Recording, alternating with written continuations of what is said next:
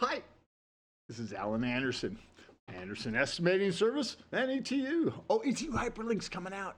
Totally free. Totally free. It's going to be really cool. Hey, yeah, I had a customer today. We talked about overbuilds, and he wanted me to overbuild the pads for his quantities. I'm like, well, yeah, that's a separate quantity. I don't know how to explain it to him, but let me just tell you, what you want to do is you want to get your volumes correct, to get your balance quantities, you want to know from initial stripped quantities, like all the way down to dirt. So you take off your topsoil, take off your asphalt, take off all that, okay? You get a dirt surface, okay? And then you'd compare that to your absolute final design.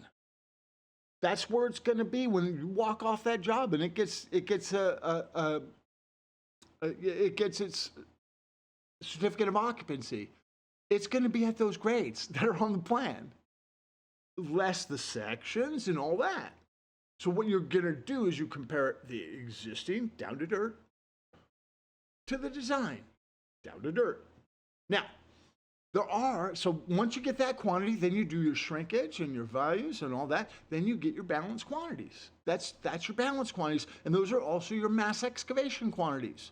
Moving your dirt around the site. It's called mass excavation, okay? So those are your quantities for the job, to balance the job.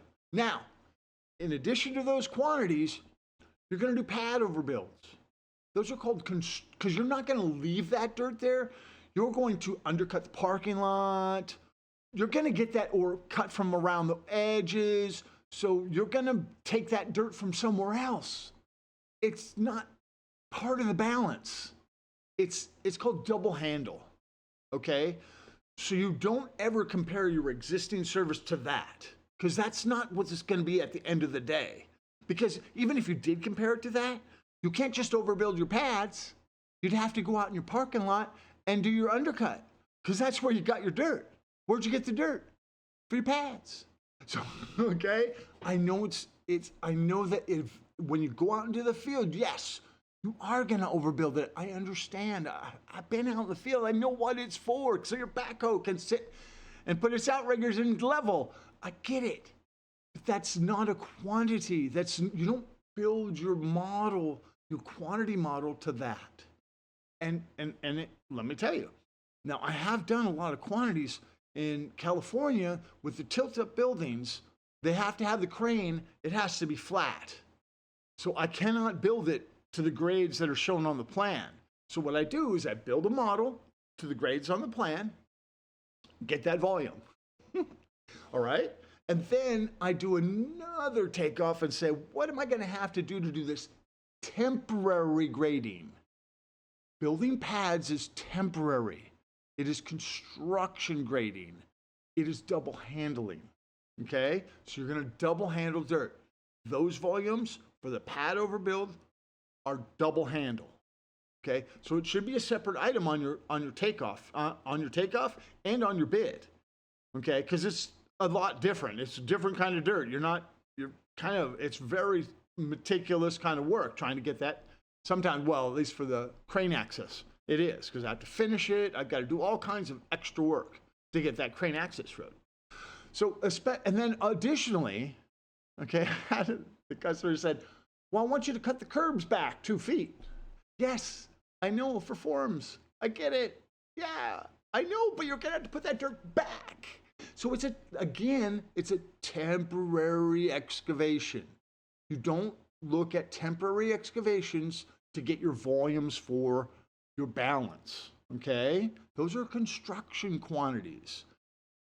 I actually just included that as that 2 foot. It's just part of my lineal footage cost on my curb. I know that there's some dirt there, but it's really not a big deal.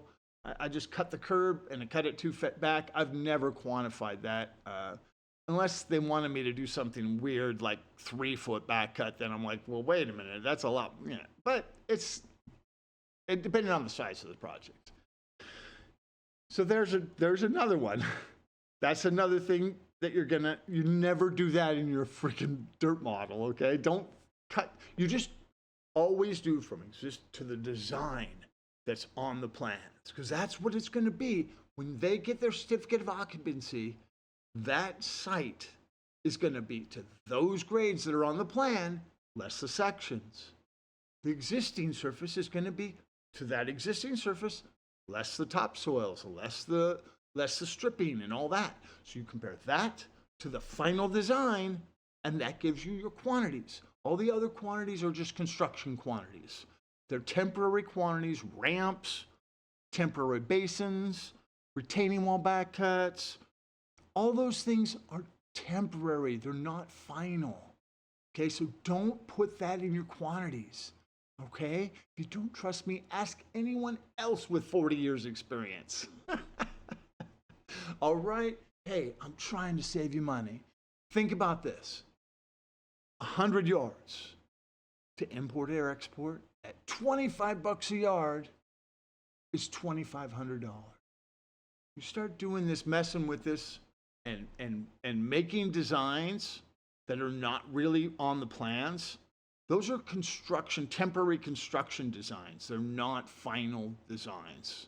Okay? So you can do those quantities. I do them all the time. Temporary basins, but they're not part of my cut fill balance quantities. All right? Hey, just trying to save you some money, save you some time. Give me a call. Ask Alan. Say, I'm going to put that second there. Yeah.